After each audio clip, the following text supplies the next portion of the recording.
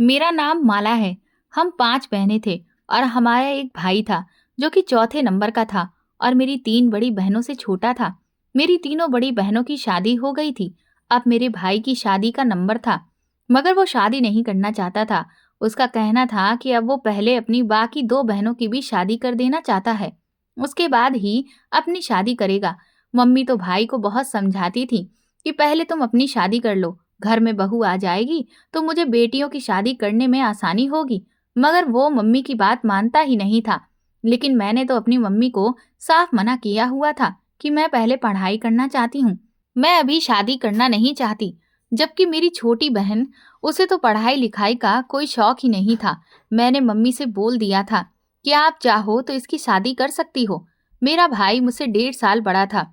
मुझसे छोटी मेरी अभी एक बहन और थी। मेरा भाई जिस कॉलेज में पढ़ता था, उसका उसी कॉलेज का एक फ्रेंड था जो हमारे घर पर कभी कभी आ जाता था। वो देखने में बहुत अच्छा था और मेरे भाई की ही उम्र का था। मगर मैंने नोटिस किया था कि वो जब भी हमारे घर पर आता था, मुझे बड़ी ही गौर से देखता था और मुझे देख देख कर धीमी धीमी स्माइल पास किया करता था। लेकिन कभी भी मैंने उसकी मुस्कुराहट का जवाब नहीं दिया था। पता नहीं वो अपने आप को क्या समझता था। एक बार मैं घर पर अकेली थी जब वो मेरे भाई के बारे में पूछता हुआ हमारे घर आ गया था। मुझे तो ऐसा लग रहा था कि जैसे वो मुझसे कोई बात करना चाहता है। लेकिन तभी मेरी मम्मी आ गई और वो घबरा गया था। मैं धीरे धीरे उसके इशारे समझ रही थी। मुझे वो लड़का बुरा लगने लगा था। शकल सूरत का वो बहुत अच्छा था, मगर उसकी नीयत मुझ पर थी। मैंने उसके बारे में अपनी मम्मी या भाई किसी को भी नहीं बताया था। मैं नहीं चाहती थी कि उस लड़के से मेरे भाई की दोस्ती खराब हो। लेकिन अब जब भी वो हमारे घर आता था, मैं दूसरे कमरे में चली जाती थी। मैं ये नोटिस करती थी कि उसकी नजरें मुझे तलाश कर रही हैं। मेरी पढ़ाई चालू थी और मैं अपनी पढ़ाई पर ज्यादा ध्यान दिया करती थी। फालतू फालतू बातों से मैं बहुत दूर रहती थी, क्योंकि मैं डरती थी कि गलत कामों में पड़ने से मेरी पढ़ाई का नुकसान ना हो जाएगा। कुछ दिन इसी तरह से गुजर गए। मैं कॉलेज गई हुई थी। कॉलेज से जब घर आई तो मैंने देखा कि हमारे घर में मेहमान थे। इन सारे मेहमानों को देखकर मैं चौंक गई थी। ये कोई नए लोग लग रहे थे। इनको तो मैं जानती ही नहीं थी। फिर मेरी छोटी बहन ने मुझे बताया कि ये भैया के दोस्त विहान की फैमिली है। मैंने कहा अच्छा, तो उसकी फैमिली हमारे घर क्या करने आई है? मेरी बहन मुझे देखकर हंसने लगी और कहने लगी, आपका रिश्ता विहान के लिए उसकी माँ लेकर आई है। मैं तो अपनी बहन की बात सुनकर चौंक गई थी। मैंने कहा, इस लड़के की इतनी हिम्मत कि इसने अपनी माँ को रिश्ता लेकर मेरे ही घर भेज दिया। मेरी बहन कहने लगी, दीदी अब कुछ भी हो, लड़का बहुत अच्छा है और आप नहीं जानती कि भैया के सारे दोस्तों में विहान सबसे ज्यादा अमीर है। इसके पिता तो इस दुनिया में नहीं है, लेकिन इसके पिता बहुत सारी प्रॉपर्टी छोड़ गए हैं जो विहान के ही नाम पर है। अगर आपकी शादी इसके साथ हो गई तो आप इसके घर में राज करोगी। मैंने अपनी बहन से चिढ़ते हुए कहा, तुम खामोश हो जाओ। मैंने मम्मी से साफ साफ इनकार किया हुआ है कि मैं शादी नहीं करूंगी। मुझे अभी अपनी पढ़ाई कंप्लीट करनी है, उसके बाद जॉब भी करनी है। हम मिडिल क्लास लोग हैं और फिर हमारे सर पर तो पिता का भी साया नहीं है। सिर्फ एक भाई है, उसी की कमाई से हम लोग अपनी जिंदगी गुजार रहे हैं। आखिर हम कब तक अपने भाई पर बोझ बनते रहेंगे? मैं जॉब करके अपने भाई के साथ इस घर को चलाना चाहती थी। मुझे पूरी उम्मीद है कि मेरी मम्मी इस रिश्ते से इनकार कर देंगी। मेरी बात सुनकर मेरी बहन कहने लगी, पहले आप इन लोगों को जाने तो दो, उसके बाद देखते हैं क्या होता है। मैं फ्रेश होने के लिए चली गई थी। हमारे घर पर लगभग 2 घंटे बैठने के बाद वो लोग चले गए थे। थोड़ी देर गुजरी थी कि मेरी मम्मी कमरे के अंदर आईं और कहने लगी, तुम बहुत भाग्यशाली हो माला। तुम्हें पता है तुम्हारा रिश्ता कहाँ से आया है? विहान के घर से। विहान ने अपनी माँ और बहन को तुम्हारा रिश्ता लेकर भेजा है। उसने तुम्हें खुद पसंद किया है और देखो, इतने बड़े लोग हमारे घर खुद चलकर तुम्हारा हाथ मांगने आए हैं। तुम नहीं जानती कि उसकी माँ को तो किसी के घर जाने की फुर्सत भी नहीं होती। वो हम जैसे गरीब लोगों के यहाँ अपने बेटे की ख्वाहिश पर खुद चलकर आई हैं। मैंने लड़के वालों को हाँ कर दी है, क्योंकि मुझे तो विहान के अंदर कोई कमी नहीं लगी। इतना अमीर है, उसका पिता मरने से पहले अपनी सारी प्रॉपर्टी विहान के नाम करके गया है। तुम वहां पर कितना खुश रहोगी? मैंने अपनी मम्मी से कहा, क्या आपने उन लोगों को रिश्ते के लिए हाँ भी कर दिया? तो मेरी मम्मी कहने लगी, हाँ, मैंने हाँ करने में बिल्कुल भी देर नहीं की, क्योंकि ऐसा रिश्ता तो किस्मत वाली लड़कियों के लिए ही आता है। पता है, लड़के की माँ और बहन ने तुम्हें देखा भी नहीं है। उनका कहना था कि हमारे बेटे ने जिस लड़की को पसंद किया है, वो जरूर अच्छी ही होगी।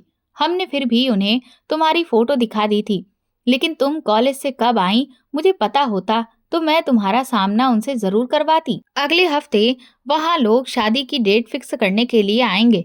तुम नहीं जानती कि मैं और तुम्हारा भाई इस रिश्ते से कितने खुश हैं। मैंने अपनी मम्मी से कहा, मम्मी, आप होश में तो हो? आपको नहीं पता कि आप ये क्या कह रही हो? मेरी मम्मी कहने लगी, होश में तो अब तुम्हें आना होगा। छोड़ दो ये जॉब करने की जिद, खामोशी से शादी करके अपना घर बसाओ। मैंने कहा, मम्मी, मुझे वो लड़का पसंद नहीं है, मैं उससे शादी नहीं कर सकती। मेरी मम्मी कहने लगी, देखो, मैंने उन लोगों को हाँ कह दिया है और वो बहुत अमीर लोग हैं। अगर किसी को पता चल गया कि तुम उस लड़के को पसंद नहीं करती, तो लोग हमें बेवकूफ समझेंगे और कहेंगे, कितना अच्छा रिश्ता इन लोगों ने ठुकरा दिया। विहान बहुत अच्छा लड़का है, बस एक बार उसकी पढ़ाई कंप्लीट हो जाए, उसके बाद वो अपना बिजनेस संभाल लेगा और फिर उसका पिता मरने से पहले अपनी सारी प्रॉपर्टी उसके लिए छोड़ कर गया है कि उसे तो बिजनेस संभालने की भी जरूरत ही नहीं है। मेरी मम्मी खुश होते हुए मुझे गले से लगाने लगी और कहने लगी, तुम नहीं जानती कि मैं इस रिश्ते से कितनी खुश हूँ। मैं चाहती हूँ कि मेरी छोटी बेटी के लिए भी ऐसे ही परिवार से रिश्ता आए। तुम्हारी तीनों बड़ी बहनें तो बेचारी परेशानी भरी जिंदगी गुजार रही हैं, लेकिन मैं तुम्हारी तरफ से बेफिक्र रहा करूंगी, क्योंकि मेरी बेटी एक ऐसे परिवार में जा रही है जहाँ के लोग तो अमीरी से मशहूर हैं। मैंने कहा, मम्मी, आप ये कैसी बातें कर रही हो? क्या आप अपनी बेटी की शादी इसलिए करना चाहती हो कि विहान अमीर है? वो अमीर हुआ और उसने मुझे खुश नहीं रखा, तो मेरे लिए ये अमीरी किस काम की? मेरी मम्मी कहने लगी, सुब सुब बोला करो, तुम यहाँ खुश क्यों नहीं रहोगी? आखिरकार तुम्हें विहान ने खुद से पसंद किया है और वो तुम्हें प्यार क्यों नहीं देगा? वो तुम्हें बहुत प्यार करेगा। मुझे अपनी मम्मी पर बहुत गुस्सा आ रहा था। आखिरकार वो मुझसे बिना पूछे लड़के वालों को हाँ कैसे कर सकती थी? मेरे घर में तो इस रिश्ते से सब लोग बहुत खुश थे, मगर मैं पढ़ना चाहती थी, लेकिन मेरी चाहत को किसी ने भी नहीं समझा। मैंने भैया से भी बात करने की कोशिश की, तो भैया ने भी यही कहा कि विहान बहुत अच्छा लड़का है, और मैं तो कहता था कि काश मेरी किसी बहन की शादी विहान के भी घर हो जाए। लेकिन कभी मेरी विहान से बात करने की हिम्मत नहीं हुई, क्योंकि उसका और हमारा कोई मेल नहीं है। वो कहाँ और हम कहाँ, लेकिन फिर भी उसने तुम्हें पसंद कर लिया और अपने घर वालों को रिश्ता लेकर भेजा। मैं इस बात से बहुत खुश हूँ। अब बस मैं जल्दी ही तुम्हारी शादी विहान के साथ कर दूंगा। भाई की बात सुनकर मैं भी चौंक गई थी। मेरी बात को कोई समझने की कोशिश नहीं कर रहा था कि मैं जॉब करना चाहती हूँ। मेरे भाई ने कहा था, मैं इस घर के हालात संभालने के लिए अकेला ही काफी हूँ, तुम्हें जॉब करने की जरूरत नहीं है। और फिर घर वालों की खुशी के आगे मैंने अपनी खुशी को दफन कर दिया था। सबसे ज्यादा गुस्सा तो मुझे बिहान पर आ रहा था, जिसकी वजह से मेरा ये सपना टूटा था। उसने मेरे घर रिश्ता भेजकर बहुत बड़ी गलती की थी, क्योंकि मेरे दिल में उसके लिए कोई फीलिंग्स के बाद तो मैं उससे और भी ज्यादा चिढ़ने लगी थी। एक हफ्ते के बाद ही उसकी फैमिली हमारे घर आकर शादी की डेट फिक्स कर गई थी और मेरे लिए बहुत सारे गिफ्ट भी आए थे, मगर मैंने उनमें से किसी को भी गिफ्ट खोलकर नहीं देखा था, क्योंकि मुझे ना तो अपनी शादी में कोई इंटरेस्ट था और ना ही अपने ससुराल वालों में कोई इंटरेस्ट था। मगर जिसको भी ये बात पता चल रही थी कि मेरा रिश्ता सिंघानिया इंडस्ट्रीज के मालिक विहान सिंघानिया से लग गया है, तो वो लोग मुझे बहुत ही भाग्यशाली कह रहे थे। विहान मेरे भाई का दोस्त था। उसने मेरे भाई की भी कई बार मदद की थी। कई बार जब मेरे भाई को पैसों की जरूरत हुई थी, तो उसने मेरे भाई को दे दिए थे, जिसको मेरा भाई फिक्र से ही उसे लौटा दिया करता था। घर में चारों तरफ शादी का माहौल छाया हुआ था। मेरी मम्मी ने भी मेरे लिए काफी कुछ जोड़ रखा था, मगर विहान ने भैया से बोल दिया था कि ना तो उन्हें दहेज चाहिए और ना ही कोई जेवर। बस वो मुझे पसंद करता है और उसको सिर्फ और सिर्फ मुझसे ही मतलब था। इस बात पर तो मेरे घर वाले उसका और उसकी फैमिली का एहसान बहुत ज्यादा ही मान रहे थे। फिर मेरी शादी वाला दिन भी आ गया। मैं उस दिन बहुत रोई थी। जब मेरे सारे सपने टूट गए थे और फिर विदा होकर मैं अपने ससुराल चली आई थी। मेरे ससुराल वाले इतने अमीर थे कि मेरी शादी में किसी चीज की कोई कमी नहीं थी। विहान की शादी खूब धूमधाम से की गई थी। मेरा स्वागत भी घर के अंदर बहुत अच्छे तरीके से किया गया था। विहान बहुत खुश नजर आ रहा था, मगर मैं उदास थी। लेकिन अब जो भी था, जैसा भी था, वो मेरा पति था। और मैंने दिल में ठान लिया था कि अब मुझे सारी बातों को भूलकर अपनी नई जिंदगी की शुरुआत करनी ही पड़ेगी, क्योंकि अब तो मेरी शादी हो चुकी है। अब कुछ नहीं हो सकता। मैं दुल्हन बनी हुई अपने पति के कमरे में उसका इंतजार कर रही थी। शायद मेरा ये इंतजार ज्यादा देर तक होने वाला था, क्योंकि ये लोग तो अमीर थे और सुबह को देर तक उठते थे। उनके लिए रात खराब करना तो आम सी बात थी। मैं कमरे में चारों तरफ कमरे की सजावट को देख रही थी, जिसकी डेकोरेशन बहुत अच्छे से की गई थी। कमरे में एक अजीब सी खुशबू फैली हुई थी, जो मुझे बहुत पसंद आ रही थी। रात के लगभग 1 बजे मेरा पति कमरे के अंदर आया और आते ही मेरे करीब बैठ गया। उसने प्यार से मेरा घूंघट उठाया और कहने लगा, तुम नहीं जानती माला, मुझे आज के दिन का कितनी बेसब्री से इंतजार था। फाइनली आज तुम मेरे सामने मेरी पत्नी बनकर बैठी हुई हो। मैं तुम्हें बहुत पसंद करता था। कई बार मैंने तुमसे अपनी मोहब्बत जाहिर करने की कोशिश की, मगर हमारे बीच में कोई न कोई आ गया था। फिर तुम मुझसे दूर दूर रहने लगी थी। इसलिए मैंने फैसला किया कि मैं तुम्हारी भावनाओं के साथ खिलवाड़ नहीं करूंगा, बल्कि मैं तुम्हें अपनी पत्नी बनाकर तुम्हारी हर ख्वाहिश को पूरा करूंगा।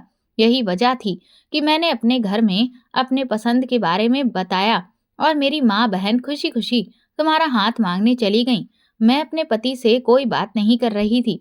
वो कहने लगा, तुम मुझसे कोई बात नहीं करोगी क्या? तुम्हें मैं पसंद नहीं हूँ? मैंने कहा, नहीं, ऐसी कोई बात नहीं है, तुम बहुत अच्छे हो। जब मैंने ये बात कही तो वो मुस्कुराने लगा था। अभी मैं आगे उससे कुछ और बात करती, इतने में ही उसके मोबाइल की रिंग बजने लगी और वो एक्सक्यूज मी कहते हुए बेड से उठा और एक तरफ जाकर कॉल अटेंड करने लगा। पता नहीं इतनी रात को किसकी कॉल आई थी। मैं वेट कर रही थी कि कब वो बात पूरी करने के बाद मेरे पास आकर दोबारा से बैठ जाए, जबकि मैं अब उसकी पत्नी बन चुकी थी। इसलिए मेरे दिल में उसके लिए जज्बात पैदा होने लगे थे। वैसे भी अब पुरानी बातों को याद करने से कोई फायदा नहीं था। इंसान को अपनी नई जिंदगी की शुरुआत हमेशा खुशी खुशी करनी चाहिए। मैं खुश होने लगी थी, मगर शायद मेरी ये खुशी कुछ समय की ही थी। मेरी थोड़ी सी ही खुशी को अचानक किसी की नजर लग गई थी। कॉल पर बात करने के बाद मेरा पति मेरे पास आया और कहने लगा, सॉरी माला, तुम्हें थोड़ी देर वेट करना होगा। मेरा एक दोस्त अमेरिका से मेरी शादी अटेंड करने के लिए आ रहा था। वो तो आज सुबह ही आने वाला था, मगर उसकी फ्लाइट देर से लैंड हुई, इसीलिए उसे आने में इतना टाइम लग गया और बेचारे को मेरी शादी भी नहीं मिली। वो यहाँ ज्यादा किसी को नहीं जानता, इसलिए मैं उसे लेने के लिए एयरपोर्ट जा रहा हूँ। मेरे अलावा यहाँ काम और कोई नहीं कर सकता। बस मुझे 1 घंटा लगेगा, तो तुम मेरा इंतजार करो। मैं अभी आता हूँ। और फिर मैं तुम्हारा मुंह दिखाई का गिफ्ट भी लेना भूल गया हूँ। वो भी मम्मी के पास रखा हुआ है। मैं उनसे लेना भूल गया था। अगर तुम्हें कोई प्रॉब्लम ना हो तो मैं जाऊं? मैंने अपने पति से कहा, हाँ हाँ, आप चले जाओ। तो मेरा पति कहने लगा, तुम्हें इन दुल्हन के कपड़ों में बहुत भारी भारी महसूस हो रहा होगा। तुम एक काम करो, इन्हें चेंज कर लो और फ्री हो जाओ। इन कपड़ों की वजह से तुम्हें थकावट महसूस हो रही होगी। मैं अभी जाऊंगा तो अपने हाथों से तुम्हें मुंह दिखाई का गिफ्ट दूंगा। ये कहकर मेरा पति मुस्कुराने लगा था।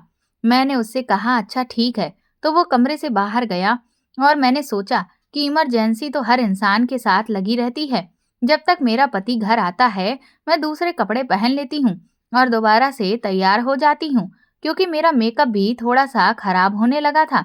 मैंने अपनी अलमारी खोलकर कपड़े निकाले तो देखा कि अलमारी में एक से एक डिजाइनर और खूबसूरत कपड़े रखे हुए थे। मैंने उनमें से एक सिंपल सा सूट निकाल कर पहन लिया और थोड़ा सा मेकअप भी कर लिया और फिर मैं बेड पर बैठकर अपने पति का इंतजार करने लगी।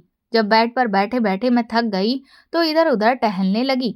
1 घंटे से भी ज्यादा हो गया था, मगर मेरा पति अभी तक वापस नहीं आया था।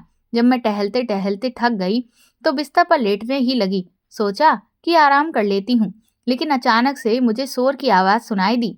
ये शोर कैसा था, मेरी कुछ समझ में नहीं आ रहा था। ऐसा लग रहा था कि जैसे बहुत सारे लोग इकट्ठा हैं और रोने की आवाज आ रही है। मैं घबरा कर गई थी। तभी अचानक कमरे का दरवाजा खुला और मेरी नंद कमरे के अंदर आई और रोते हुए मुझसे लिपट गई। कहने लगी, भाभी, भैया, ये कहकर वो जोर जोर से रोने लगी। मैं उसके रोने का मतलब नहीं समझ पाई थी। मैंने उससे कहा, क्या हुआ, तुम क्यों रो रही हो? तो उसने बताया, भाभी, आपको नहीं पता कि भैया इस दुनिया से जा चुके हैं। उसकी अचानक से ये बात सुनकर मैं शॉक्ड रह गई थी। मैंने कहा, ये तुम क्या कह रही हो? वो तो अपने दोस्त को लेने गए हुए हैं।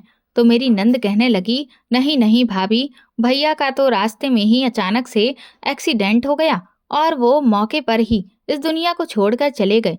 भैया को अस्पताल ले जाया गया था, मगर डॉक्टर ने उन्हें मृत घोषित कर दिया। आप चलिए, सब लोग आपको बुला रहे हैं। अपनी नंद की बात सुनकर तो मेरे पैरों तले से जमीन निकल गई थी और मैं खड़ी की खड़ी रह गई थी। मुझे अपने कानों पर विश्वास नहीं हो रहा था। मेरी नंद मेरा हाथ पकड़कर मुझे घसीटते हुए नीचे ले गई। मैं नीचे गई तो देखा कि सफेद चादर में लिपटा हुआ एक शव जमीन पर रखा हुआ था और उसके आसपास काफी सारे लोग इकट्ठा थे। मेरी सास और मेरे पति के भाई और उसकी बहनें बुरी तरह से रो रही थीं। मुझे तो यकीन ही नहीं आ रहा था कि जो इंसान अभी कुछ समय पहले मुझसे बातचीत करके गया था, वो अचानक से कैसे मर सकता है। मैंने तो रोना शुरू कर दिया था। मुझे लग रहा था कि मेरी जिंदगी गुजर गई है। मैं अभी ही तो सुहागन बनी थी, लेकिन अब मैं विधवा बन चुकी थी। मेरी सास मुझे अपने पास बिठाकर लिपट कर रो रही थी और कह रही थी, देखो, तुम्हारा पति इस दुनिया को छोड़कर चला गया। मेरे घर वाले भी आ गए थे और मेरे भाई का भी रो रो कर बुरा हाल था, क्योंकि उसका दोस्त इस दुनिया से जा चुका था। वो दिन मेरी जिंदगी का सबसे खतरनाक दिन था। विहान का चेहरा बार बार मेरी आंखों से नहीं जा रहा था। मैं रोते रोते बेहोश हो गई थी और विहान के शव का अंतिम संस्कार कर दिया गया था। मेरी मम्मी भी मुझे देख देख कर बहुत रो रही थी। कह रही थी कि मेरी बेटी को उसकी जिंदगी में खुशियां मिलने वाली थी, लेकिन सोचा नहीं था कि उसे इतना बड़ा दुख मिल जाएगा। मैं इतनी बुरी तरह से रो रही थी। अपने पति को याद कर करके मेरी हालत पागलों के जैसी हो गई थी, मगर मैं अपने होशो हवास में गुम थी। मुझे इस बात पर यकीन ही नहीं हो रहा था कि मेरा पति मुझे इस दुनिया से इतनी जल्दी छोड़कर कैसे जा सकता है। वहां तो अपने दोस्त को एयरपोर्ट से लेने गया था। उसने कहा था कि अभी वो 1 घंटे में आ रहा है, मगर वो मुझे इस तरह से छोड़कर गया कि दोबारा वापस ही नहीं आया। मेरी सास ने मेरी मम्मी से कहा था कि ये हमारे बेटे की विधवा है, इसे हमारे घर पर ही रहने दो। कई दिन गुजर चुके थे। मेरे घर वाले भी मेरे घर से जा चुके थे और मैं अपने ससुराल में ही अपने पति की विधवा बनकर जिंदगी गुजार रही थी। मेरे पति की मौत को 1 हफ्ता हो गया था जब मेरी तबीयत खराब हुई और मेरी सास ने मुझे दवाई दिखाने के लिए कहा था। वो दवाई खाने के बाद मेरे सर में दर्द होने लगा था और मैं बस सारा दिन सोती रहती थी। एक दिन मेरी तबीयत बहुत ज्यादा खराब हो रही थी। मुझे सांस भी नहीं आ रही थी और मैं सांस लेने के लिए पागलों के जैसे ही हरकतें कर रही थी। कभी अपने आप को पीटने लगती तो कभी घर का सामान उठा उठाकर फेंक रही थी, क्योंकि मैं बस चाहती थी कि मुझे किसी भी तरह से सांस मिल जाए। और फिर मैं इसी तरह से बेहोश हो गई। शायद मैं 2-3 दिन तक बेहोश रही थी, लेकिन जब मेरी आंख खुली और मुझे होश आया तो मैंने देखा कि मैं अस्पताल में हूँ। मेरे बराबर में नर्स थी। उसने मुझसे कहा कि अब कैसा महसूस कर रही हो? मैंने उससे कहा कि मैं ठीक हूँ। वो कहने लगी, 1-2 दिन बाद तुम और अच्छी तरह से ठीक हो जाओगी। उसके बाद तुम्हें तुम्हारे कमरे में भेज दिया जाएगा। उसकी बात सुनकर मैं चौंक गई और कहने लगी, कौन से कमरे में भेज दिया जाएगा और मेरी फैमिली कहाँ है? मुझे क्या हुआ था? तो वो कहने लगी, पागल खाने में तो पागल लोग ही आते हैं, उनके साथ पूरा परिवार तो चलकर नहीं आता ना। मैंने शॉक्ड होते हुए कहा, क्या? कौन सा पागल खाना? तो वो नर्स कहने लगी, अरे मैडम, यही पागल खाना जहाँ पर तुम एडमिट हो। हमारे अस्पताल में पागल मरीजों को यहाँ पर रखा जाता है और उनका ट्रीटमेंट किया जाता है। मैं कहने लगी, लेकिन मैं तो पागल नहीं हूँ। तो वो नर्स मेरी बात सुनकर जोर जोर से हंसने लगी और बोली, हर पागल इंसान यही कहता है कि मैं पागल नहीं हूँ। वो ये बात कहती हुई और हंसते हुए आगे बढ़ गई थी। मगर मैंने इधर उधर देखा तो बहुत सारे पेशेंट बेड पर लेटे हुए थे और अजीब अजीब सी हरकतें कर रहे थे। मैं ये देखकर हैरान रह गई थी कि मैं सच में एक पागल खाने में थी। मैं यहाँ कैसे आ सकती हूँ जबकि मैं पागल नहीं हूँ? सोच सोच कर मेरा दिमाग दर्द करने लगा था और मैं जोर जोर से चिल्ला रही थी, मुझे जाने दो, मैं पागल नहीं हूँ। मेरी हालत बहुत खराब हो गई थी। मुझे अजीब-अजीब तरह की दवाइयाँ दी जा रही थीं, जिससे मुझे अपना होश नहीं रहता था और मैं बेसुध सी बस एक तरफ पड़ी रहती थी। मेरे समझ में नहीं आता था कि मुझे यहाँ कौन लेकर आया था। यहाँ पर पागलों के लिए अलग से छोटे-छोटे कमरे बने हुए थे, बिल्कुल किसी जेल की तरह, और मुझे भी इन कमरों में एक छोटा-सा कमरा दिया हुआ था, जिसमें रहने के बाद मुझे ऐसा लगता था जैसे मैं किसी जेल में कैद हूँ। यहाँ के पागल एक दूसरे को नुकसान ना पहुँचाएं, इसीलिए उनको अलग-अलग रखा गया था। लेकिन मैं बार-बार वार्डन से चिल्ला-चिल्ला कर कहती थी कि मैं पागल नहीं हूँ, मुझे यहाँ कौन लेकर आया है? प्लीज़ मुझे बताओ, प्लीज़ मेरे घरवालों को फ़ोन करो। मैं यहाँ से जाना चाहती हूँ, लेकिन मेरी आवाज़ की कोई सुनवाई नहीं होती थी। मैं इसी तरह से चीखती-चिल्लाती रहती थी और ज़्यादा अपने दिमाग पर ज़ोर डालने की वजह से मेरा दिमाग बहुत कमज़ोर होता जा रहा था। एक दिन शाम का समय था, जब मैं अपने बिस्तर पर लेटी हुई थी कि एक वार्डन मेरे पास आई और कहने लगी, तू तो बड़ी खूबसूरत है, क्या तू सच में पागल नहीं है? मुझे लगा वो मेरी मदद करने आई है, शायद मुझे पागल खाने से निकाल दे। मैंने कहा, हाँ हाँ, सच में मैं पागल नहीं हूँ। तो वो कहने लगी, अच्छा तो फिर ठीक है, मैं तेरी मदद करती हूँ यहाँ से निकलने में, लेकिन उसके लिए तुझे डॉक्टर को खुश करना होगा। मैं समझ नहीं पाई थी कि वो किस डॉक्टर की बात कर रही थी। तब उसने मुझे सोच भरे एक्सप्रेशन में गुम देखा तो कहने लगी, अरे तू परेशान मत हो, मैं तुझे यहाँ से निकलवा दूंगी, मैं जानती हूँ तू पागल नहीं है। उसकी बात सुनकर मैं खुश हो गई थी। मुझे लगा कि शायद वो मेरी मदद कर रही है, लेकिन वो मेरी मदद नहीं कर रही थी, बल्कि वहां तो बड़ी सी प्लानिंग के साथ वो मेरे पास आई थी और फिर मुझे लेकर सीनियर डॉक्टर के केबिन में चली गई थी। उसने मुझे डॉक्टर के हवाले करते हुए कहा, डॉक्टर साहब, मैं जानती हूँ ये बेचारी पागल नहीं है, इसे आपकी मदद की ज़रूरत है। मुझे डॉक्टर ने सर से लेकर पैर तक देखा और कहने लगा, तो मैं इसकी मदद ज़रूर करूँगा। मैंने जल्दी से डॉक्टर के सामने हाथ जोड़ दिए। मेरी आंखों में आंसू थे और मैं हाथ जोड़कर बार-बार सिर हिलाते हुए कह रही थी, प्लीज़ डॉक्टर साहब, मुझे यहाँ से निकाल दो, मैं पागल नहीं हूँ। तो वो डॉक्टर जल्दी से मेरे हाथ पकड़ते हुए कहने लगा, हाँ, मैं जानता हूँ कि तुम पागल नहीं हो, तभी तो मैं तुम्हें अपने पास बुलाया है। वो मुझसे कहने लगा, तुम यहाँ बैठो, मैं अभी आया। उसकी बात सुनकर मैं तसल्ली से बैठ गई। डॉक्टर और वार्डन दोनों ही केबिन से बाहर चले गए थे। डॉक्टर ने दरवाज़ा बाहर से बंद कर दिया।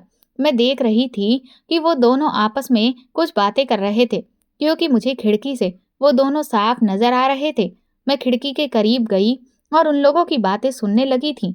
मैंने देखा कि डॉक्टर अपनी जेब से नोटों की एक मोटी गड्डी निकाल कर वार्डन को दे रहा था और उससे कह रहा था कि आज तुमने मेरा दिल खुश कर दिया है। ये लड़की तो सच में बहुत खूबसूरत है, अब तुम जा सकती हो। मेरे समझ में नहीं आया था कि आखिर ये सब क्या हो रहा था। मैंने देखा कि डॉक्टर पलटकर कमरे की तरफ आ रहा था। मैं फौरन चेयर पर जाकर बैठ गई। डॉक्टर केबिन के अंदर आते ही दरवाजा अंदर से बंद करने लगा। मैं डॉक्टर को देखकर खड़ी हो गई थी और कहने लगी, डॉक्टर साहब, आप दरवाजा क्यों बंद कर रहे हैं? तो वो मेरे पास आया और कहने लगा, अरे घबराने की जरूरत नहीं है, बस मैं तुम्हारी मदद करना चाहता हूँ। वो ये बात कहते हुए धीरे धीरे मेरे करीब आ रहा था और मुझे छू रहा था। मैंने उसे धक्का दिया तो वो पीछे की तरफ गिरने से बचा था। उसने मेरे मुंह पर एक जोरदार थप्पड़ मार दिया और कहने लगा, तुम्हारी खूबसूरती के काफी सारे पैसे वार्डन को देकर आ रहा हूँ, अब ज्यादा नखरे दिखाने की जरूरत नहीं है और ना शोर मचाने की। मैंने कहा, तो तुम लोग ये मासूम लड़कियों के साथ ये सब करते हो? तो वो कहने लगा, हाँ, ऐसा ही समझ लो, बस अब तुम्हारी बारी है। उसने मेरे लाख गिड़गिड़ाने के बावजूद भी मेरी इज्जत के साथ खिलवाड़ किया। उसने मुझे एक इंजेक्शन लगा दिया, जिसके लगने के बाद मैं अपने आप में बहुत कमजोरी महसूस कर रही थी और मेरी आवाज तक नहीं निकल रही थी। शायद वो इंजेक्शन वीकनेस का था, जिसकी वजह से मैं कमजोर पड़ जाऊं और किसी को कुछ ना बता पाऊं, अब ना यहाँ से भाग पाऊं। मुझे मेरे कमरे में भिजवा दिया गया था। मैं बस अपने बिस्तर पर लेटी हुई थी और मेरे आंख कान खुले हुए थे। मुझे सब दिख सकता था और मैं सब सुन सकती थी, लेकिन मैं उठकर कुछ नहीं कर सकती थी। मुझे अपनी जिंदगी बुरी लगने लगी थी। मैं पागल नहीं थी, लेकिन अस्पताल के लोगों ने मुझे सच में पागल बना दिया था। लेकिन सबसे ज्यादा सोचने वाली बात ये थी कि मुझे यहाँ पर लेकर कौन आया था। मैं तो अपने ससुराल में थी। मैंने सोच लिया था कि जैसे ही मुझे महसूस होगा कि मैं ठीक होने लगी हूँ, तो मुझे कुछ ना कुछ करके यहाँ से भागना ही होगा। मगर यहाँ बहुत सख्ती थी, मैं कुछ भी करके भाग नहीं सकती थी। आज रात फिर से मुझे वार्डन डॉक्टर के पास ले जाने के लिए आई थी। मैंने उसे कई बार मना किया, लेकिन मेरे मना करने के बावजूद भी मेरे साथ वही सब कुछ हुआ जो पहले डॉक्टर कर चुका था। कई दिन इसी तरह से गुजर गए थे। मुझे 2 दिन से डॉक्टर के पास जाना नहीं पड़ रहा था। शायद डॉक्टर कहीं बाहर गया हुआ था। मेरे पास ये मौका अच्छा था यहाँ से भागने का, क्योंकि जब डॉक्टर होता था तो वो मुझे वीकनेस वाला इंजेक्शन लगा दिया करता था, जिसकी वजह से मैं कमजोरी की हालत में बिस्तर पर पड़ी रहती थी। लेकिन इन 2 दिनों में मैं अपने आप को अब ठीक महसूस कर रही थी। इसीलिए मैं खामोशी से छुपते छुपाते अस्पताल के दरवाजे तक पहुंची थी, मगर गेट पर गार्ड बैठा हुआ था। मुझे उससे बचकर निकलना था। पीछे से मुझे कोई आता हुआ नजर आया तो जल्दी से मैं एक कोने में छुप गई। मैंने देखा कि एक वार्ड बॉय था जो गार्ड से बातें कर रहा था। वो दोनों आपस में बात करने में इतने बिजी थे कि मैं दरवाजा खोलकर खामोशी से वहां से निकल गई और फिर सारी रात भटकती रही। रात के अंधेरे में मुझे एक जगह नजर आई थी। ये एक रेस्टोरेंट था और इस समय ये बंद था, क्योंकि इस समय सुबह के 5 बज रहे थे और मैं यहाँ रेस्टोरेंट के बाहर ही जमीन पर लेट गई थी और फिर मुझे नींद आ गई। सुबह जब रेस्टोरेंट का मालिक आया तो पूछने लगा कि तुम कौन हो। मैं बहुत बुरी कंडीशन में थी। मैंने 2 दिन से कुछ भी नहीं खाया था। मेरी आवाज तक नहीं निकल रही थी। मेरी हालत इतनी खराब हो चुकी थी कि मेरे बाल बिखरे हुए थे और चेहरा भी बहुत गंदा हो रहा था। वो आदमी समझ तो गया था कि मैं किसी अस्पताल की पेशेंट हूँ, क्योंकि मैंने अस्पताल की ड्रेस ही पहनी हुई थी। वो कहने लगा, कहाँ से आई हो? मैंने उसे नहीं बताया कि मैं पागल खाने से भाग कर आई हूँ। मैंने कहा, साहब मुझे कुछ खाने को दे दो, कई दिन से भूखी हूँ।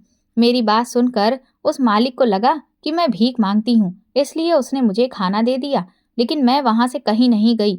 मुझे वो ताकता रहा, क्योंकि उसके कस्टमर आना शुरू हो गए थे। मैं जैसे जैसे चलती हुई अपनी मम्मी के घर आ गई थी। मैंने अपना हुलिया और ज्यादा खराब कर लिया था ताकि मुझे कोई पहचान ना सके। मगर मैं जानती थी कि मैं जब घर जाऊंगी तो मेरे घर वाले मुझे जरूर पहचान जाएंगे। मैं जैसे ही अपनी मम्मी के घर गई तो ये देखकर मैंने रोना शुरू कर दिया कि वहां पर तो ताला लगा हुआ था और मैं बड़ी उम्मीद से और मुश्किल से यहाँ तक पहुंची थी। मैं सुबह से रात तक वहां अपने घर वालों का इंतजार करती रही। शायद वो लोग कहीं चले गए होंगे, लेकिन उन्हें अब तक आ जाना चाहिए। वो लोग अब तक आए क्यों नहीं? मैं बस यही उम्मीद लगाए हुए घर के आसपास ही टहल रही थी, मगर वहां कोई भी नहीं आया। मैंने आसपास के लोगों से पूछा तो उन्होंने बताया कि ये लोग तो अपनी बेटी के पागल होने के बाद ये शहर ही छोड़कर चले गए हैं। सुना है कि कहीं और रह रहे हैं। हमारे पड़ोस की औरत मुझे पहचान नहीं सकी थी, क्योंकि मेरी हालत बिल्कुल भी किसी भीख मांगने वाली औरत के जैसी ही हो रही थी। सुबह से मुझे रात हो गई थी अपने घर के आगे खड़े हुए, और फिर मैं वापस उसी रेस्टोरेंट पर आ गई थी जहां पर मैं कल रात ठहरी थी। पूरा दिन गुजर गया था। मैं भूखी प्यासी थी। मुझे लगा कि मैं उसी रेस्टोरेंट पर जाऊंगी तो जरूर रेस्टोरेंट का मालिक मुझे कुछ खाने को दे देगा। मुझे अपनी जिंदगी बुरी लगने लगी थी। मेरा मन कर रहा था कि मैं अपनी जान ले लूं, मगर अब जान लेने से भी कोई फायदा नहीं था, क्योंकि मेरे तो आगे पीछे कोई रोने वाला भी नहीं था।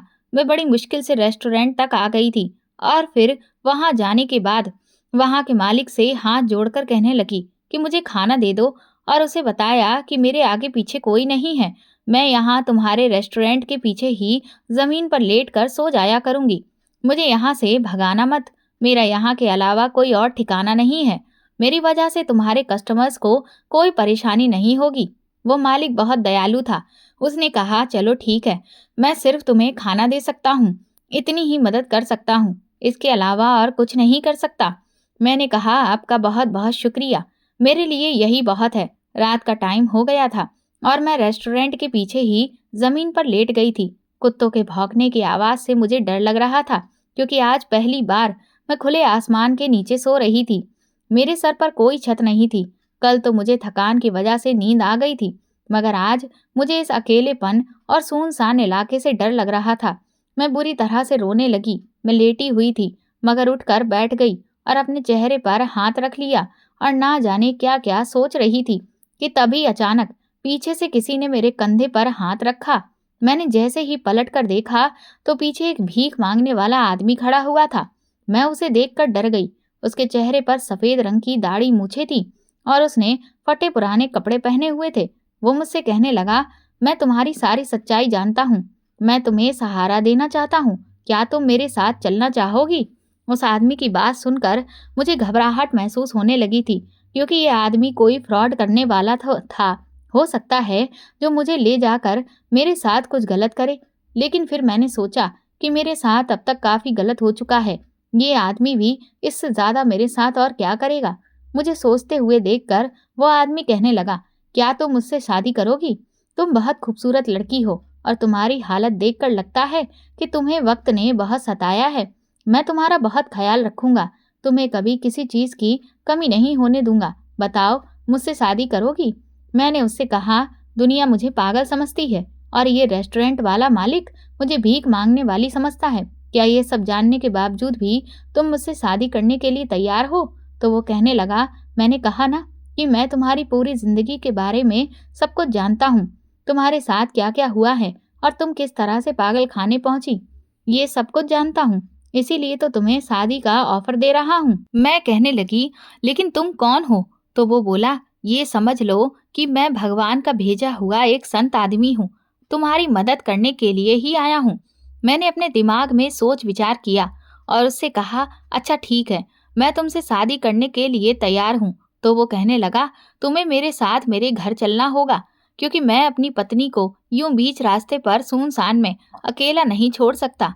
वो मुझे अपने साथ कुछ दूरी पर चलने के बाद एक घर में ले आया था और जैसे ही उसने घर का दरवाजा खोला और लाइट ऑन की तो ये देखकर मैं दंग रह गई थी कि इस घर में तो हर चीज मौजूद थी। ये तो एक मामूली सा भीख मांगने वाला आदमी लग रहा था, मगर इसके पास इतना अच्छा घर और घर में हर चीज मौजूद है। फिर ये क्यों भीख मांगता है? मैं अभी यही सब सोच रही थी कि जैसे ही मैंने पलट कर देखा तो वो आदमी अपनी दाढ़ी मूछें निकाल रहा था। मैं उसको गौर से देख रही थी, लेकिन फिर अचानक से मेरी चीख निकल गई जब उसका असली रूप मेरे सामने आया।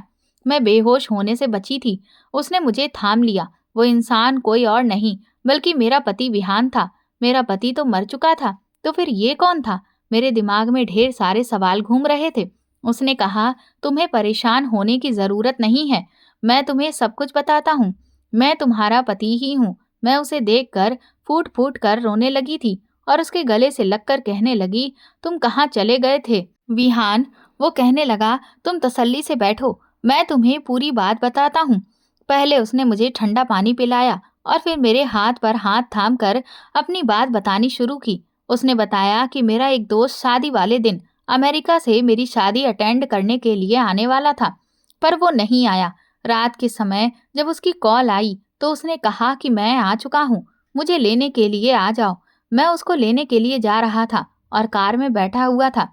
तभी अचानक मेरे दोस्त की कॉल आई मुझे दोबारा से। मैंने कहा कि मैंने कॉल रिसीव की और अपने दोस्त से कहा, तुम 5 मिनट इंतजार करो, बस मैं एयरपोर्ट तक आने वाला ही हूँ। मेरा दोस्त मेरी बात सुनकर हैरान रह गया और कहने लगा, तुम एयरपोर्ट पर क्यों जा रहे हो जबकि तुम्हारी शादी की पहली रात है? मैंने सोचा तुमसे पूछता हूँ कि तुम अभी तक अपनी पत्नी के पास गए या नहीं। मैं उसकी बात सुनकर हंसने लगा और कहने लगा, ये तुम कैसी पागलपन वाली बातें कर रहे हो? तुमने अभी मुझे कॉल किया और कहा कि मैं एयरपोर्ट पर हूँ, मुझे लेने के लिए आ जाओ। बस मैं तुम्हें ही लेने आ रहा हूँ। मेरा दोस्त कहने लगा, पागलपन वाली बातें तुम कर रहे हो। मैंने तुमसे कब कहा कि मैं एयरपोर्ट पर हूँ? मैंने तो तुम्हें दिन में ही कॉल करके ये बता दिया था कि मैं नहीं आ पाऊंगा, मेरा आना कैंसिल हो गया है। अपने दोस्त की बात सुनकर मैं हैरान रह गया।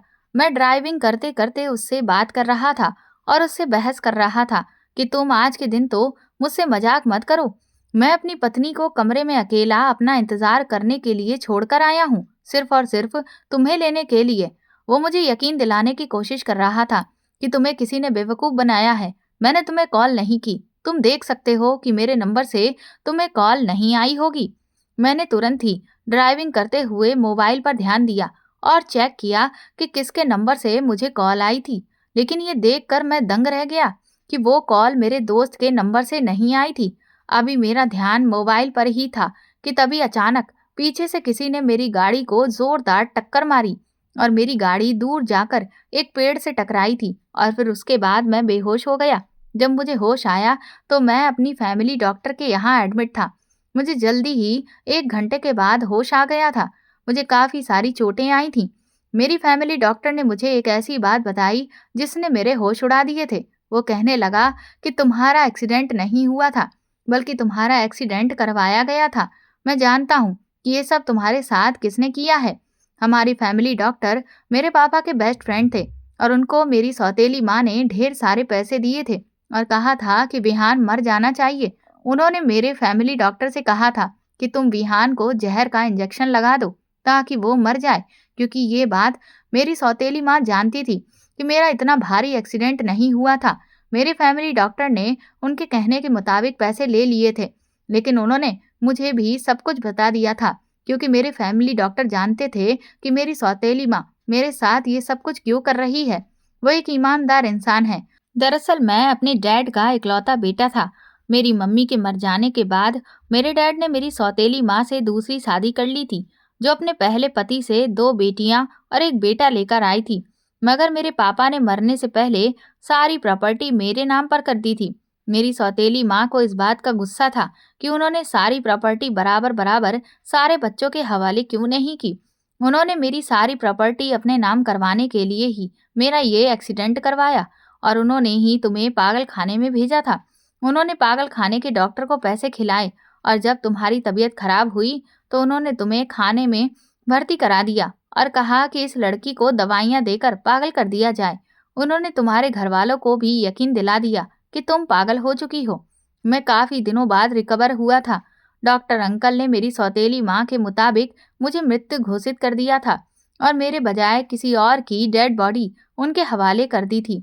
मेरी सौतेली माँ अपने प्लान में कामयाब हो गई थी।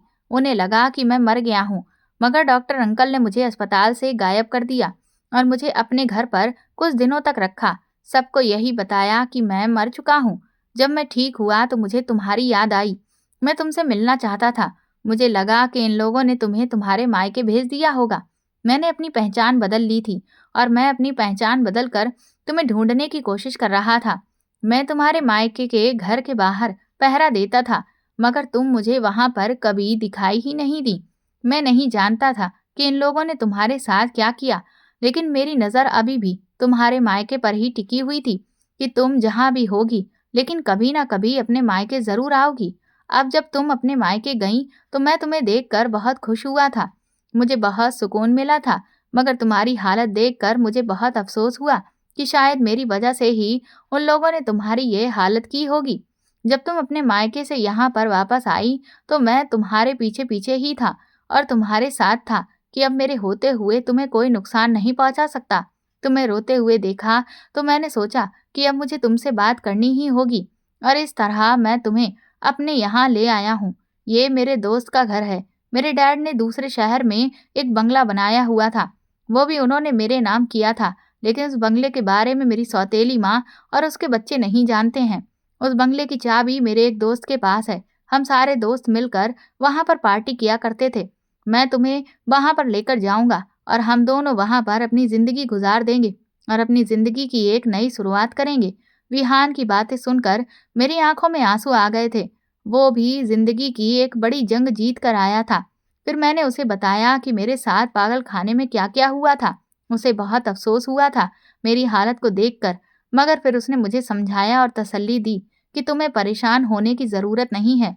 तुम वो सब कुछ एक सपना समझकर भूल जाओ और अपनी ज़िंदगी की शुरुआत करो। अब तुम्हारी हकीकत यही है कि मैं तुम्हारे साथ हूँ और अब तुम्हें मुझसे कोई भी अलग नहीं कर सकता। इस तरह विहान और मैं उस बंगले पर चले गए थे। वहां जाने के बाद मेरे पति ने नौकरी करना शुरू कर दिया और अपनी काबिलियत के बलबूते दोबारा से उसने अपना एक अच्छा सा बिजनेस खड़ा किया। हम लोगों ने सब्र किया था, जो उनकी सौतेली माँ ने हम दोनों के साथ किया था, कि भगवान ने उनको उनके किए की खुद सजा देगा। मेरे घर वालों को लोगों ने उल्टी सीधी बातें कहकर बिल्कुल ही पागल कर दिया था। लोग उनसे कहते थे कि तुम्हारी मनूस बेटी शादी की पहली रात ही अपने पति को खा गई और पागल खाने में बैठी हुई है। मेरी माँ मेरे भाई से ये सारी बातें बर्दाश्त नहीं हुई और इसीलिए उन्होंने तंग आकर वो मोहल्ला ही छोड़ दिया था। लेकिन मैं अपने पति के साथ अब बड़ी खुशहाल जिंदगी गुजार रही हूँ और बहुत ज्यादा खुश हूँ। दोस्तों, अगर आपको हमारी कहानी पसंद आई है तो कमेंट करके ज़रूर बताएं और वीडियो को लाइक करके ज़्यादा से ज़्यादा शेयर करें। चैनल पर नए हैं तो सब्सक्राइब करें और हाँ, नोटिफिकेशन बेल को ज़रूर दबाएं ताकि अगली अपडेट सबसे पहले आपको मिले। धन्यवाद।